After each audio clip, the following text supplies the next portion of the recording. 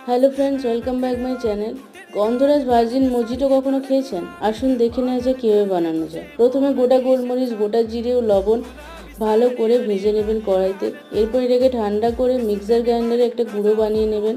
এই গুঁড়োটা আপনারা কন্টেনারে রেখে দিতে পারেন, গরমের দিনে যখন ইচ্ছে বানিয়ে খেতে পারেন। এর সাথে জল জিরে, বিট লবণ ও গন্ধরাজের উপর ব্যাক পোর্শনটা ক্রাশ করে মিশিয়ে নেবেন। এরপর চিনির সিরাপটা রেডি করে নেবেন। 3 চামচ চিনি এবং জল অ্যাড করে এটাকে কিছুক্ষণ ফুটিয়ে নিয়ে চিনিটা গলে যাওয়ার পর এটাকে ঠান্ডা হতে দেবেন। তারপরে গ্লাসে 2টো বরফ, পুদিনা পাতা অ্যাড করবেন। এর সাথে গন্ধরাজ লেবুর রস, পাতি লেবুর রস আর ওই বানানো গুঁড়োটা 2 চামচ দিয়ে এর সাথে হজমলা অ্যাড করবেন। একটু অল্প জল দিয়ে চিনির সিরাপটা দেবেন 3 চামচ। তারপরে চিল সোডা, ঠান্ডা ওয়াটার দিয়ে রেডি হয়ে যাবে।